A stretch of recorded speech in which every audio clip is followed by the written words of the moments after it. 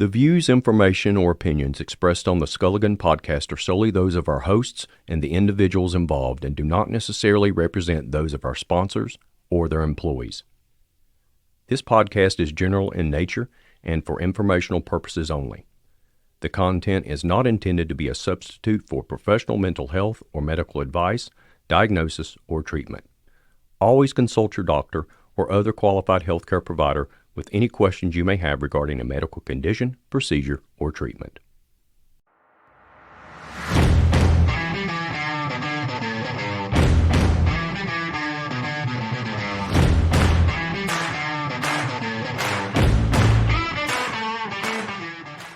This episode of Sculligan is sponsored by Peak Talent Capital Solutions. Peak is a revolutionary alternative to the traditional staffing model. Ingenuity, intelligence, and keen marketplace insight drives talent management solutions which make a dynamic difference for partner organizations. From entry level to executive level and every role in between, Peak is illuminating a path forward and meeting the future of work head on. For more information, please visit their website at peaktcs.com. Hello, gang, and welcome in again to our Sculligan podcast, and we're on part 2 of technology, social media, and men's mental health. I'm Mike Frazier, and I'm joined, as always, by my great friend and co-host, Russell Sable. And first of all, I have to start with, you okay, bro? Yes, sir. You okay, bro? I'm fantastic. You're the one that showed up redder than usual. Yeah, it's been chaotic out here. Yeah? Yeah, I don't understand in today's weather, it's raining. I don't know when this is going to come out, but it's raining. It's going to be raining again tomorrow on March Friday. But, you know, with this one being about social media and being about how technology is ruining society and mental health, it is, on my way here, was ridiculous. I counted several amounts of people that were on their phones. Like, you're driving, okay? Fuck off the phone. All right. You know, I was told by my old swing coach one time when she picked me up, she says, I don't understand this new generation. This younger generation, while they're driving and always on their phones, it makes no sense. You're technically driving a weapon of some sort. That's right, yeah. You know, you could be going through a red light and T-bone somebody and you are head-on collision. Guess what? You just killed them. Or they're in the hospital or they're paralyzed. Or maybe somebody was walking across the road and you just ran them over. Pancaked them. Yeah. And it's all because, well, what were you doing? You're on your phone. Distraction. Yeah. It's ridiculous. And, you know, if you're on your phone, I don't know why it's so serious, why you need to be on your phone while you're driving and texting. You know, I know there's a law here in the state of Georgia. I don't know about anywhere else, but Jesus Christ, get the fuck off the phone while you're driving and pay attention to the roads. This is getting ridiculous. Have you ever heard of anyone getting a ticket? I mean, do you personally know anyone that has gotten a ticket for being on their phone while they were driving or texting or anything else, any use of their cell phone? Have you even heard of it? No, and my buddy's a GSP, and he hasn't told me. I mean, it's not something that troopers look for, but still, I've asked him before. If that's I haven't either. I just don't see it, and you know, I noticed the same thing today when I went out. I went out quickly for lunch and to run a few errands. My thing is, oh my gosh, if I have to sit through another light change while everyone's looking down, even when you go along beside them, if you just kind of glance, you'll notice that sometimes people are driving looking down. They are, you know, sitting at lights. I saw the other day where someone sat through a complete light change and was probably 5 car lengths back, behind the light, had just sat there through the light change. And people had to start honking. And people, you know, and today's also a day of road rage, man. We're in an age to where people just absolutely will lose their shit in a skinny minute. You know, like the old adage, you don't know, you know, was that the straw that broke the camel's back, right? So, I noticed you were a little redder than usual, like I started off with when you came in. Yeah, it's just ridiculous. I mean, you know, these days a car is Bluetooth. Most of them are. Yeah, my truck is. Your car is. You know, when a text comes through on my dad's car, it'll actually it'll say what the text is about. And, you know, most of the time from what I've learned, if there's something that's an emergency or something that's serious, you get a phone call. That's right. So, obviously, if you're texting or you got to check out Snapchat or you got to check out social media while you're driving, like, what the fuck are you doing? I think it takes us back to what we've been talking about. If people are addicted to these devices, whether it be a smartphone or, Yeah. I said smartphone the other day in front of someone, and they said, "Oh, you don't say smartphone anymore. You can just say phone because just about every one of them's a smartphone." I digress. But I believe that everyone is so addicted to some type of technology now, of this staying in a constant state of feedback, or in a constant state of no, or in a constant state of interaction. I don't understand it because I avoid it like the plague. I can't do it. It drives me nuts. As I've said before, all of my tones are off on my phone. You see how my phone is right now. It's set face down, so I'm not distracted while I'm doing something. And, I come from that old school that if everyone of importance knows where I am right now, if they need me and it's really bad and they can't get me on that phone, call the office, and they'll track me down. So I can see, the frustration is real, because not only are you watching all these accidents and wrecks, and you have to be watching out for everyone else, like drifting now. That's the other thing, is drifting into your lane. You're like, my God, you have to watch out for everything. And that just kind of adds to the stress, doesn't it? Adds to the stress that we're already dealing with daily. Or they're very tentative. They're not sure which lane to be in or where they need to turn. Or Yeah. It's ridiculous. I don't know. Figure it out. Yeah, really. Or I don't know. Maybe they're dishing out licenses a lot easier now, or it's a lot easier to get a license now than it was when I was coming up. But I don't know. I don't either. But every moron has was one. 15. I don't even know how. My time was when the license came out. What was that? Let's see. 27 now. Oh my God! I thought you were older than that. You look so much older than that. Yeah, I feel old. See, you and I have two problems. Your problem is you look older than your age, and my problem is I look much younger than my age. Yeah, but we both wake up every morning with back problems and everything fucking hurts. Everything falling apart. Yeah. Before I have to start swallowing pills and stuff. Yeah. Luckily, I'm not there yet. Hey, baby, you will be soon. Trust me. But all joking aside, it's funny you came with that. I actually this morning was along the lines of our technology discussion. I had signed up on Facebook, or was following some little group on Facebook about bourbon. Okay, it's a shared passion of mine and yours. Good bourbon. In fact, I presented you with a bottle today when you got here, just for being you. Yeah, I appreciate that. Brother. You have no idea how much I appreciate you, it's Si. like candy. Yes, sir. Yeah. I saw that your eyes light up like a 8-year-old on Christmas morning opening an Xbox. Yeah, I saw that. Like it's beautiful. Yeah, it's like a 6-year-old in a candy shop. That's right. But I was following this little bourbon group or whatever, and I noticed that my thing about social media is, I'm a personality of live and let live, man. Mm-hmm. We each have likes, dislikes. I like certain bourbons. You and I share a taste in some of the same bourbons. I know a lot of other people don't. And I was noticing that people would go on there, like one made a comment, just got his first bottle of Eagle Rare, and which I find is a wonderful bourbon. It is. All of these people were coming on there. Well, I say people, men, were pouring in and just tearing this kid apart, there's better bourbons out there, and being just, I don't know, for lack of better terms, just being shitheads for no reason, which I have a real problem with. I'm like, dude, what does it matter to you what this kid's drinking? Say, hey, congratulations, enjoy your bottle. Yeah. That's my thing, And Lord, some other poor fool came on there and mentioned that he had gotten a bottle of Basil Hayden's. There's a one out there now called Basil Hayden's Toast. I haven't tried that one. I haven't either, no. But there's Basil Hayden's Dark Rye, and it's actually pretty tasty. It is. But a lot of people consider Basil Hayden's, straight up Basil Hayden's, that it's like a starter bourbon or And I think that when I'm looking and I'm reading this comment section, I'm drawn to it as to how just critical people have become. They believe that once it's their opinion is, like Moses carried it down from the mountain and it's, carved into a tablet. And how dare you like something I don't like, and if I don't like it or it's not to my taste, I'm going to make you look like an idiot. I just don't understand that at all. I find that infantile behavior, actually. You know, I operate off MYOB. MYODB. Mind your own damn business. You know, I mean, live and let live. Enjoy life. Not everyone's going to agree with you. Mm-hmm. But we seem to have, on social media, we spend a lot of time trying to find fault in others.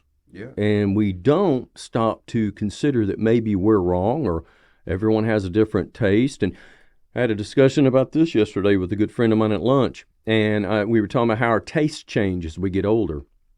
And I'm 10 years older than he is, but my taste buds have changed dramatically. I like things today that I did not like in my 20s and my 30s and my 40s. Mm. So everything changes. And hopefully, and that's part of growth. That's actually part of what we call maturity. So if you're not maturing and you're not growing and you can't see that there can be more than one opinion other than yours, that's a weakness, but it's also, to me, it's a sign that you need to stop and work on your own mindset. And, you know, and I had to go off on that one because you brought what set you off today. That's what I noticed this morning. And then I, of course, removed myself from that group because I don't want to read all that shit. Yeah. I don't care. You know, you can like whatever you want to like. I thought there were going to be some good pictures and some good suggestions of bourbon. No, it's just a bunch of grown men on there acting like a bunch of babies. So I'm like, nah, I don't have time for this. But we've done a lot of research on this. You know, we started we opened with part one of this, and you gave us some good background on the social media sites out there. We went into a little bit of things. I got into a little bit of, you know, the infantilism behind it and, you know, how it can create some mental health issues and depression. Actually, you know, I've got some stuff here that I'll go over after you after you get some of yours out of the gate. So I'm going to let you start off now that we've gotten past our little bit of rants. You want to go and help us out, lead us down the path, my friend. Yeah, this part two, this is going to be a pretty good one. This is more of kind of the effects of it more often or so. But, you know, social media can throw off your concentration at work or in school or even disrupt your sleeping pattern. We have become a slave to our phones or computers so we can see what's going on in our world and on social media. Social media has been given us, anxiety, depression, loneliness, as you said, Mike. Yep. It increases our FOMO, if you don't know what it is, fear of missing out, feelings of inadequacy, dissatisfaction, and isolation. It starts off with anxiety and depression. We constantly worry about getting all of those likes and shares and comments, and we all want to make sure that we, you know, it's part of that FOMO. We're always constantly checking our pages. It's Facebook, Instagram, Twitter, and so on and so forth. It's like we are afraid of going to miss out on something, like I said, FOMO, that we have to check in. And I can't tell you how many people I'll go on the Messenger, like I said in part one, just to see who's all there early in the morning and even throughout the day. And I constantly see the same people, and it's funny. It never changes. It's like, are you at work, or maybe you don't have a job, or it's like, change it up, do something other than being on Facebook and Instagram. Yeah, I think we're compelled. I think a lot of people are just compelled. They're shareaholics. Yeah. You know, I shared a lot here recently because of my wife's birthday and things like that, because it makes my wife happy. Mm-hmm. That makes my wife happy. If it makes my wife happy, and it's legal. Yeah, I think you shared about 50,000 pictures of it all. Well, yeah, maybe 50,001, but who's counting, right? But I mean, no, it makes her happy, and if she's happy, I'm happy. So, but then I watched to where it looks like that I even have family members that will do this. They'll go on, I guess there's these rants. It's almost like it's like a diary entry. Mm-hmm. You don't know what the hell they're talking about.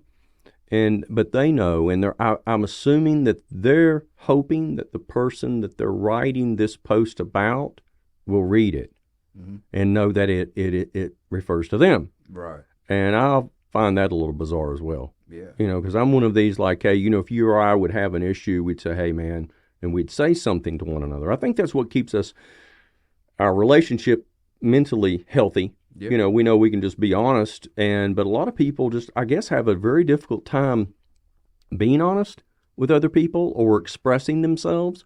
And so that might be a way, hey, I'm going to type this down, today at lunch, it really pissed me off, and blah, blah, blah. And you go into your rant and you post it, and you're hoping the target reads it. Right. Well, what the hell are you going to do if the target doesn't read it? Yeah. Now, what are you doing now, going on there hoping and trying to look and see?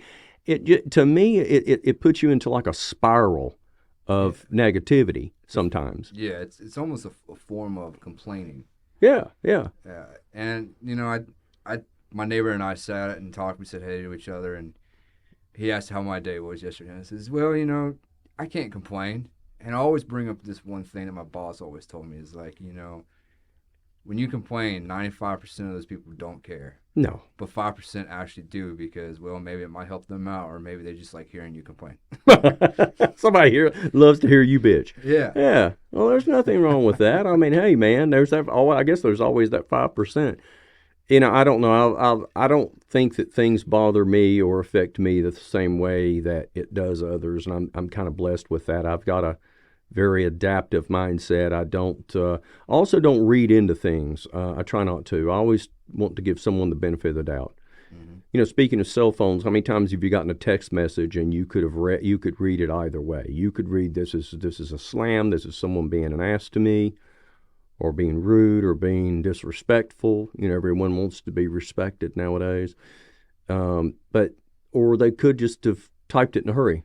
Yeah. Left out one damn word, or forgot to turn their caps off like I do sometimes. And, of course, that's considered shouting in the texting world, or that communication, that technological little realm that everyone lives in. And I just don't see it that way. I always tend to give people the benefit of the doubt. Maybe they're just not, or maybe he or she is having a bad day. And I think I'm just not going to compound it.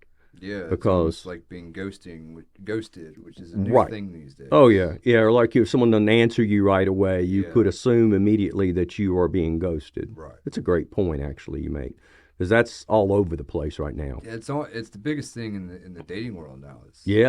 Is all of a sudden you go on a date with them, or you'll get talking to them, and all of a sudden they just like, you'll send them a message, hey, how you doing, or something, and they'll read it, or they'll open up the Snapchat or whatever, and then they leave it at that. It's like, you're like, what the hell here? Yeah, I'm just trying to have a simple communication with you, and you don't want to. Right, well, don't you think that sometimes, you and I've talked about it a lot here recently as well. But back to ghosting real quick before I make the other point is, ghosting is huge at every level, especially in employment. Yeah. How many are going to be there tomorrow morning for the interview, and you count on that, and they just disappear off the face of the earth. That you've had, maybe even a couple of conversations with them. They were exuding, confidence in the job that they could do it. It was something that aligned very well with what they were seeking, and it was just an exuberance that you're feeling from the other side. Then all of a sudden you come in at 9 o'clock in the morning, and where's your 9 a.m. appointment? Mm-hmm. That's really weird to me. That goes back to communication. It goes back to how easy, I guess, it is just to blow people off. Oh, yeah. Yeah, but you and I've even talked about it. You send a message to someone, you don't hear from them. There's an assumption. I've done it before. I'm not perfect. We all I'll catch my mind wanting to go there. Then I have to remind myself that, maybe he or she is. Maybe they read it, then they had something came up. There is this thing called life. Yeah. And some shit happened to them right then. That happens to me all the time. Like I'll read a text message or I don't have the words I want to say composed at that moment. Mm-hmm. And I just don't answer right away. I texted you the other day and, you ghosted me. I did, didn't I? No, I think you did. You ghosted me. But you know what? Of dinner or something. Well, I figured you were probably eating or drinking or having fun, but I didn't. I assumed nothing by it. That's why today I sent, "You okay, bro?" Yeah, I completely. Well, I say no. No. I'm gonna call you out real quick. Okay, come on. When I read that text, I called you. Hell, you did, didn't you? Yeah, that's right. You bastard. Yeah. And we were on the phone a while, weren't we? We were, yes, sir. Oh, man. Where was I? I don't even remember where I was driving now. That was a good conversation. It was a great conversation. Thank you for calling me. You were actually headed home because you were going to take your wife to. That's right. A lovely dinner. That's right. We were going to dinner. You're right. So I withdraw my ghosting complaint. Yeah, damn right. Take that back. I take it back. I was wrong. See, but there's the exact example. Not assuming, but I think you and I don't know, we're a little different than some, but I also see social media as, and it's been called, and I love this when I read it, it's been called a high-tech pacifier. I've never been enamored with social media to the degree that a lot of other people are. I use it. You and I both use it. I don't use it as much as a lot of other people do. I'm not stuck to it or glued to it. I do use it for not only I use it for research. There are some sites in social media that is absolutely outstanding for research if you're wanting to look at a topic. I also use it for feedback. I also use it, of course, to get my business interests out there, or to market and to do other things, or to introduce new products or processes or programs. So it is extremely valuable at so many levels when utilized right. We used it years ago when one of our little dogs ran away. He got out of the back, and he had boogied, man, and Petey was just a nut. And he had gone, and if we hadn't have used it, we'd have never found him. So it worked out perfectly for us. That's the new thing that's going around these days. Yeah. It seems to be something that's more popular. Is when you lose an animal, or your animal was at loss. I see more and more people these days using Facebook. It works. Their pet is lost for the moment. It takes. I've seen it more now these days than anything, and it works. All of a sudden they have their pet back within hours. My wife made a comment to me at that. She said, "See, it really works for stuff like that." And I said, "Yeah, you're right," because she was the one that thought about doing it, and she posted it over. And I mean, by that night we had a lot of leads, but by the very following morning I was driving to pick him up, so it was very valuable to us in that state. So I think it has its merits, but it's just like anything else. We can take it and abuse it. Yeah. It's just like alcohol. It's like anything else. So I think that we have to understand that we ought to know where our limits are, and then modify our behavior if necessary, so that we're not. So if it's making us feel anything other than joyful, I have that rule. If it's really making me feel anything other than just joyful or happy, and excited to be there, or my biggest thing is I'm nerdy. If it's not giving me some information I don't already know that is valuable to my life or career, if it doesn't tick all those boxes, then I'm boogieing on out of there. I don't really want to read it. I don't really want to be a part of it. I don't want to participate in negativity. Right. Why should I? Why would I want to, when life has enough bullshit going on? You have enough coming at you than to go and willingly participate in bullshit. Now think about that one. Yeah, Germany Kent said a good thing. When your mental health becomes impacted by social media, then it's time for a detox. The hell off of social media. That's a great. Time to yourself. Go do something else. Yeah.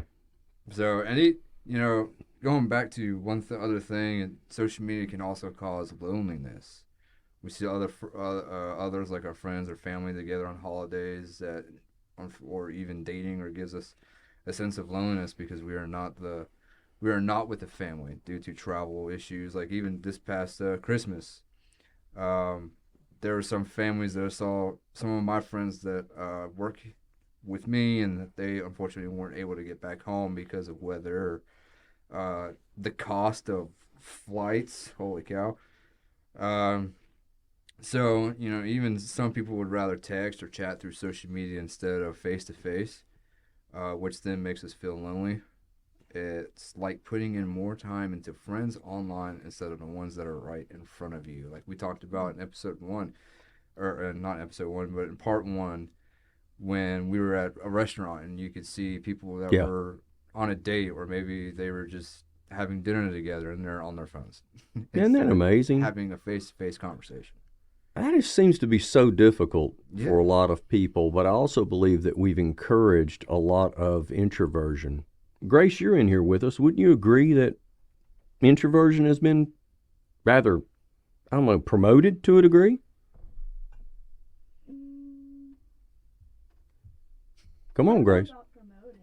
Well, what do you think? We have to deal with a lot of introversion. every day. Every day. Do you think it's a generational thing? Probably. Yeah. Well, I don't know. I believe that sometimes it is promoted to a degree because we're promoting other levels of communication and exalting those levels of communication rather than encouraging people to be face to face. Yeah.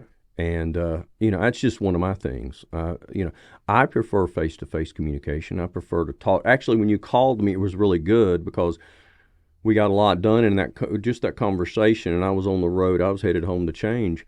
And, that was a great conversation. It was a whole heck of a lot easier than texting to where maybe one of us may have forgotten something. And also when we talk, it spurs more creativity. And you can pay attention to emotions. That's right. Yeah, exactly. Especially face to face. And, you can hear it in a person's voice as well. Yeah. But you can't pay, it's an excellent point. You can't, how do you pay attention to an emotion in a text or on an instant message?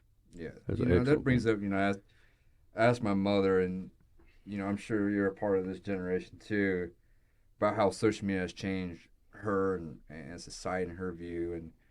And since she is part of the older generation, and so are you, Mike, because you have a pet dinosaur and you're part of Civil War, they didn't really rely on technology to communicate like we do today. We no longer talk face-to-face. Text are only words, but the interpretation can be misconstrued in a fashion that it can be misleading, like we just mentioned. They always believe what we see and not do the research. Especially in politics today on social media, you could see one thing on Facebook or Instagram, you instantly believe it. Yeah, that's scary. You make a great point there, and it does. You can, there's been so many examples of that, to where something has been posted and it is just totally untrue, or it is littered with untruths, yet it is considered the gospel. That's scary. Yeah. That you're just taking something at face value. And I believe the other thing, now I haven't read this anywhere, but I believe another thing it does is, and along these same lines, is it reduces and even kills our ability for critical thinking. Yeah. So that is a good one, yeah. We just don't, oh my gosh, and it might feed perfectly into our confirmation bias.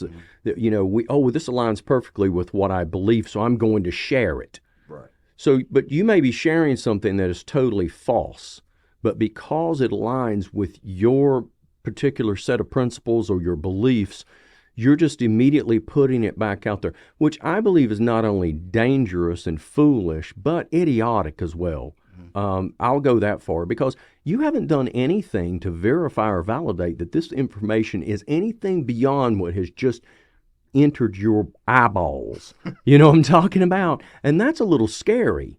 But that's a great point you make. But I do think it has a lot to do with the destruction of our communication skills, which no one can deny that's happened, and also the destruction of our critical thinking skills, which have been basically put on hold over the last couple of generations. I don't know what the fool's going on there.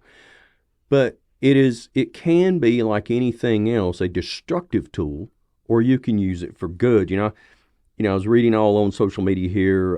You read all about social media use was correlated with depression in general.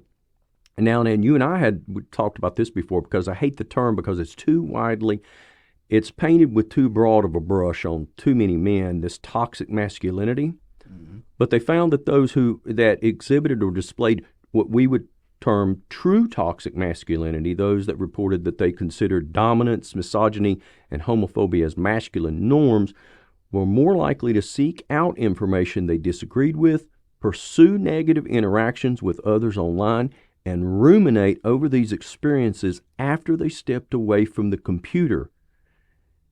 That is absolutely fascinating to me. So now, basically what this means, if you're not, I don't even know if you're old enough to remember this, it takes me back to the old cartoon book, the old cartoons, not the old comics I used to read. And there was always the Charles Atlas ad in it with the guy kicking sand and the skinny dude's face on the beach. In the newspaper? Yeah. And he was brought to every house, but not anymore. Yeah, exactly. Yeah. And he was kicking sand in his face, and this dude went and got on the Charles Atlas program, and he bulked up, and he came back, and I don't exactly remember how, but he put him in his place. But it is exactly the same thing. These are people that are going out and seeking these negative interactions and even bullying. We could go as far as bullying online. They're seeking it out, but they found that even after they were doing, they continued to ruminate on it, and that they were more likely to engage in all this negative stuff than experience more symptoms of depression and externalize that depression with aggression and rage. Now that to me was fascinating, but it did take me back to that old ad in the comic books, because you're just seeking out, you're just looking to pick on someone for some reason. Now that is toxic behavior, and I've seen that with men and women. Believe it or not, folks, there are toxic females as well. Okay, there's toxic everyone out there. Assholes do not know just one sex.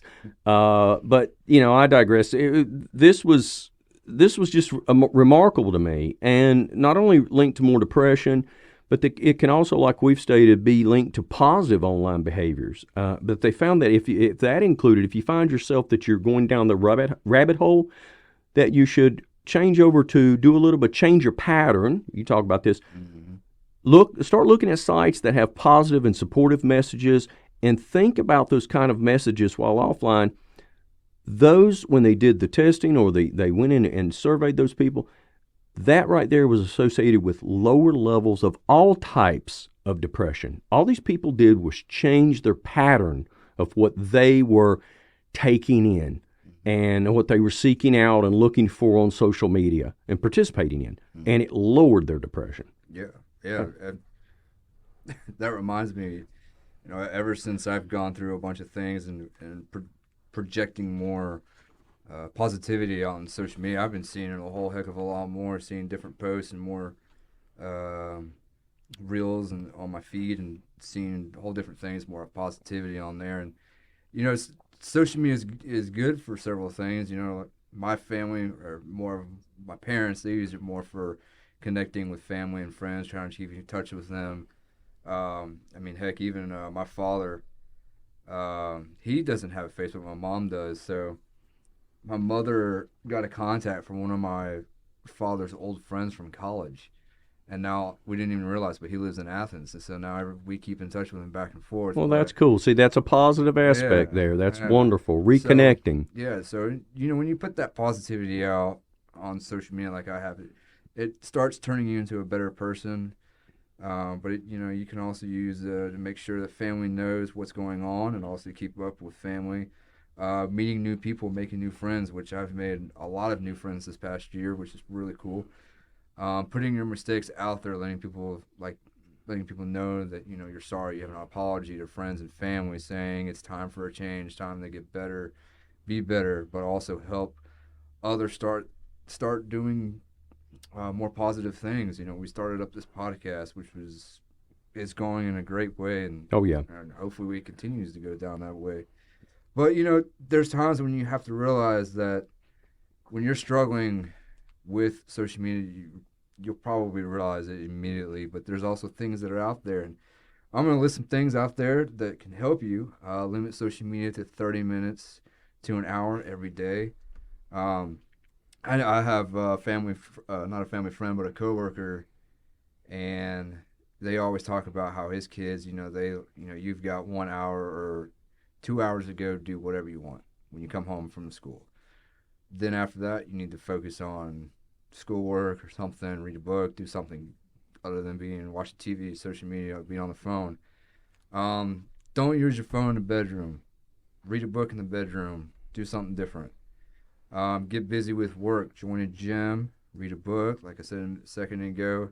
Hang out with friends, family. Get a real connection with people. Get off the damn phone and quit texting back and forth. Holy crap. Especially if you're in a car.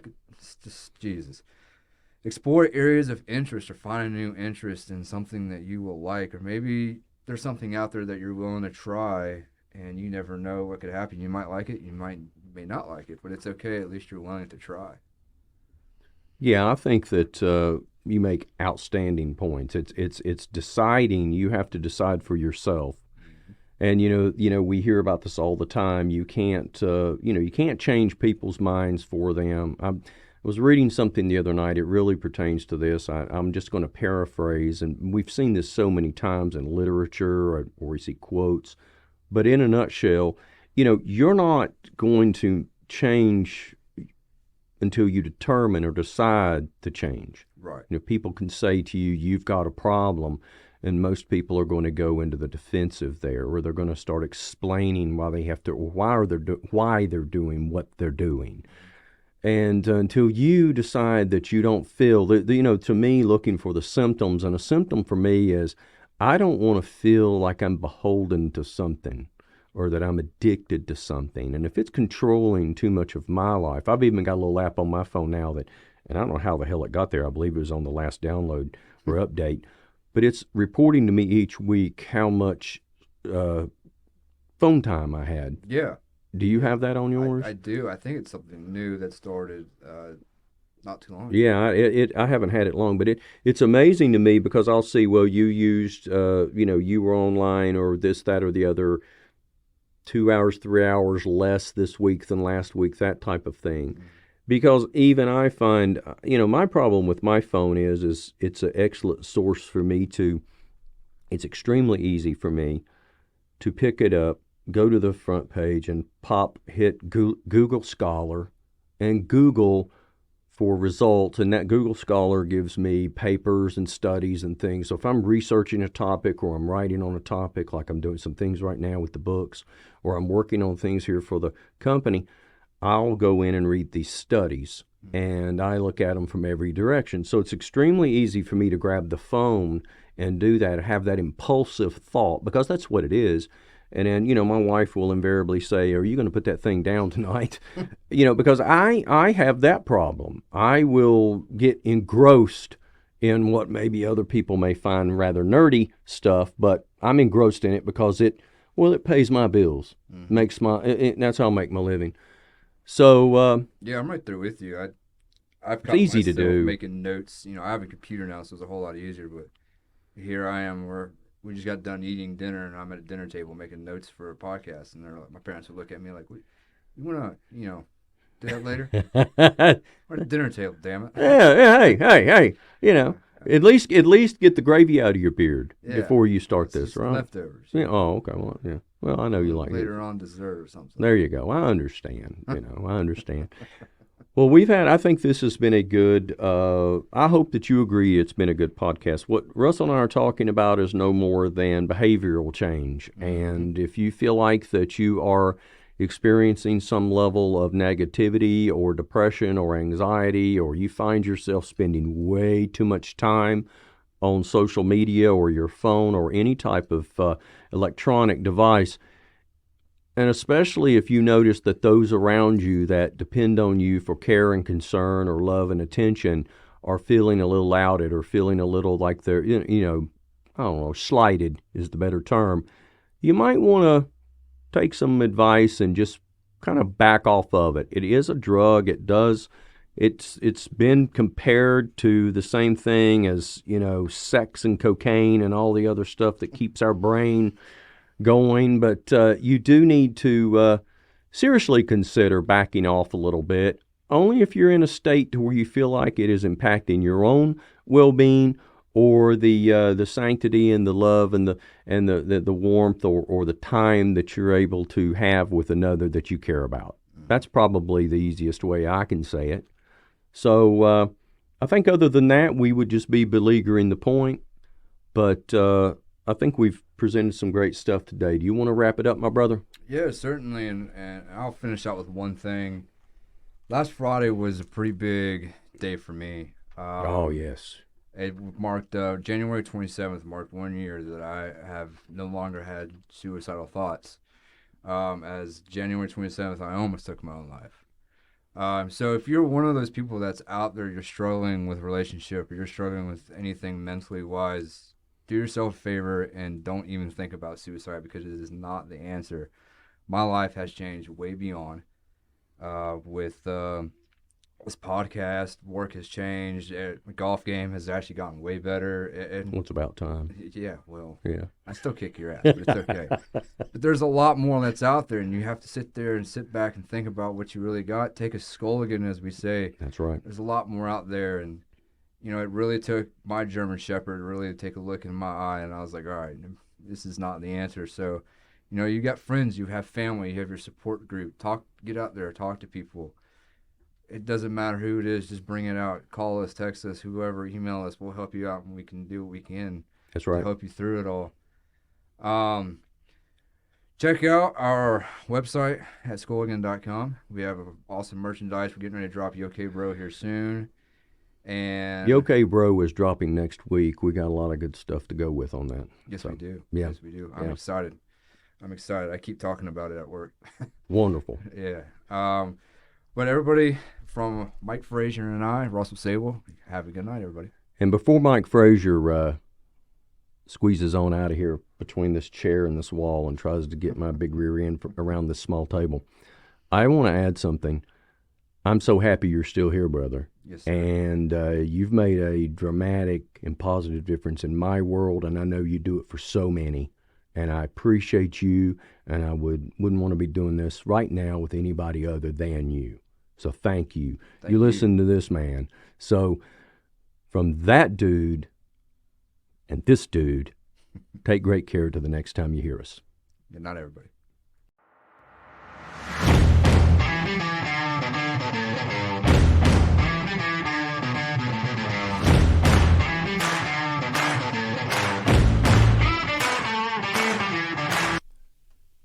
This episode of Skulligan is sponsored by Work Plus Brain, a research, analytics, and consulting firm established to share analysis, intelligence, and expert points of view on the future of work. The future of work is cerebral. Increase revenue, work less, or get you or your organization in the right frame of mind. Whatever your ambition, our evidence-based coaching and solutions will help you achieve those results or realize your biggest, boldest goals. For more information, please visit their website at workplusbrain.com.